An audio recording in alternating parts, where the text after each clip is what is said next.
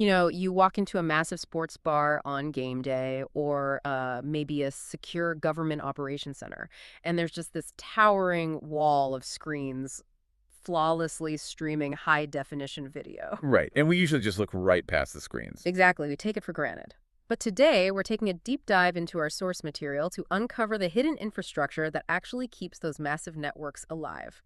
We're looking at a pretty dense tech spec sheet from HDTV Supply. Okay, let's unpack this.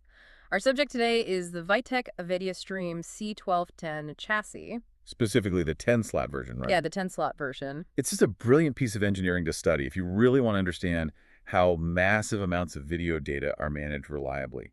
I mean, at its core, it's a 19-inch rack-mountable aluminum unit, and it just streams HD and standard video plus radio straight over an existing network. Right, so it's distributing news or sports or educational feeds, and to do that, it uses 10 blade slots. Yeah. And for anyone picturing actual swords, in server terms, a blade is really just a modular, self-contained circuit board. It handles one specific video stream. Right.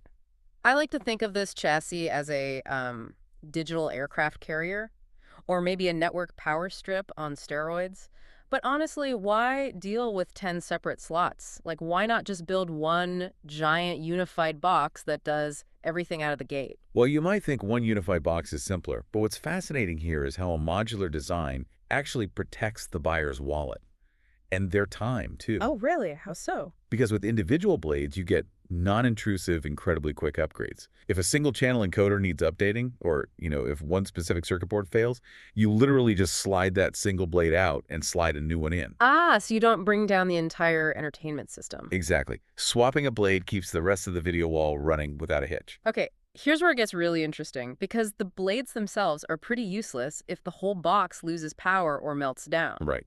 Totally useless. So the concept of hot swapping, sliding a part out without turning the machine off, it isn't just for the blades. It applies to the power and the cooling, too. Yeah, it's completely comprehensive. It's like decoupling and swapping a single train car while the rest of the train just keeps rolling down the tracks. That's a great way to put it.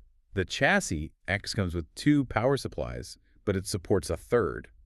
And it also has 5 hot swap fan modules. Wow, 5! Yeah. And the engineering logic extends right down to the connectivity. It features 20 Ethernet sockets and 11 serial RS-232 ports just for local administration. Which honestly sounds like a random inventory list until you actually do the math. Right. You have 10 blades, meaning 2 Ethernet connections per blade for data, plus 1 serial port per blade to manage them individually. And that leaves exactly 1 master serial port to manage the chassis itself. It is perfectly laid out, highly functional. It is. But even understanding the math, the sheer amount of backup hardware, 3 power supplies and 5 fans, it still feels a bit extreme for one lightweight box. It does feel extreme until you look at the stakes. If we connect this to the bigger picture, in a commercial or a secure government setting, a blank screen isn't just an annoyance. No, I imagine in a sports bar, it's literally lost revenue. Exactly. Or a critical loss of intelligence in an operations center. The redundancy is the entire point.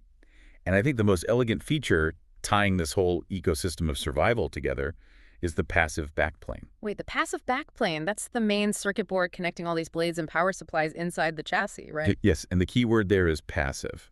It contains no active computing components. Wait, none at all? None. There is no single active chip on that main board that can burn out and kill the entire chassis. The processing is handled entirely by the blades, the power by the redundant supplies, and the cooling by the redundant fans.